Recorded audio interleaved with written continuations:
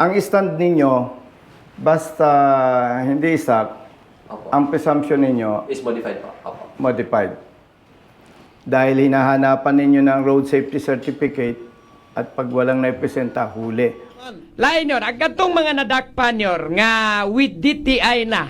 For example, na-appeal sa lista nga naatoy DTI. Unsa man to nato kung iuli ba nato ang ilang gimulta ato? Naabani ka na ba ang matawag bitaw nato? Naabay retroactive effect ang kinirong stand sa LTO regarding anirong kanina lang DTI processes mo atong sundon. Kay katong mga nangadakpan unsa am to nato nga kung ari ang stand nausab man ang stand so kato iuli ba lang to nga way kusmod unya dayon iuli sad ang ilang gibayad. Kini nga clarification or tawag na to this policy of our assistant secretary only has a prospective effect yon unless provided og retroactive. Wala man gi-provide nga na muhatag sa retroactive effect, so prospective lagi ang application ani niya. So kato mga nangadakpan mo giingon nga kuha na lang to sila nyor mo giingon ba nga charge to experience. Muna ginaingon, tayo mahimo na. I-charge na lang na sa atong experience na lang to. 5,000 ra ba to nadakpan in tao. Kanang ang penalty na 200 kapin to nyor no? Hello nyor? Hello, Oh, nyor. kanang di ba 200 kapin na ito inyong nadakpan sa inyong ganang grabe nga crackdown yun? Oh, yes, nyor. 200 I think 230 plus na may 200 or 260 something ana. Wala gina. Attorney Vincent Francis Thank P. you. Santiago, salamat nyor. Salamat kayo sa pag-clarify po ani. Salamat kayo. Thank you, attorney. Thank you. And good morning ninyo Thank you, dia.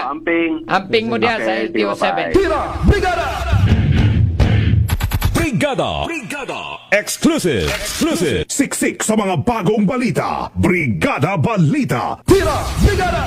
Okay. This morning, naglabas ako ng memo regarding dyan sa mga mufflers, modified mufflers, o yung mga motorista natin na nagpapalit ng mga mufflers sa motor nila from big bikes to underbone. Based dun sa aming memo, hindi kailangan ng certification ng mga nakabili dun sa mga binili nila na tamang tindahan o yung dumaan sa DTI. Hindi yung galing lang sa gawa-gawa sa mga talyer o yung custom made. Yan ang pinaghihigpitan. Pero yung mga kababayan natin, yung mga motorista na bumili kayo, binili nyo yung muffler ninyo aftermarket at dumaan yung muffler ninyo sa proseso ng DTI, hindi ho dapat hinuhuli yan.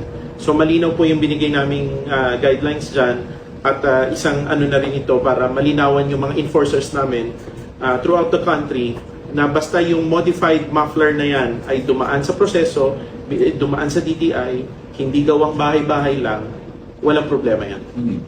Hindi gawang bahay-bahay lang, walang problema yan. Hindi gawang bahay-bahay lang, walang problema yan.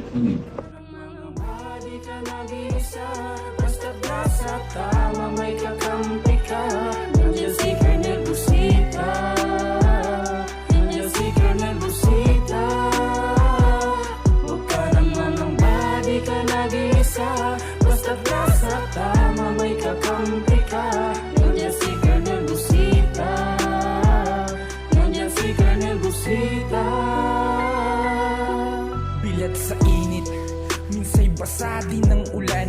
Pawis na gumuguhit sa mismo ring katawan.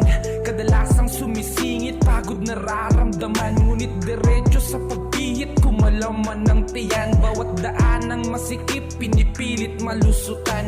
Marating lang ang lugar na dapat kong puntahan. Maihatid ng pagkain, serbisyong nakalaan.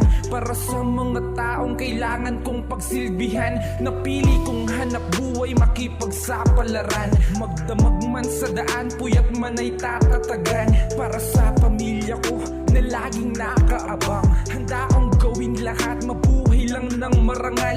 Kahit pa may sandaling, tila ba natatapakan ng karapatan sa tuwing minsan ay nararanasan. Di patas na pagtingin ng ilang nanunungkulan. Mga taong abusado sa kimsa kapangyarihan.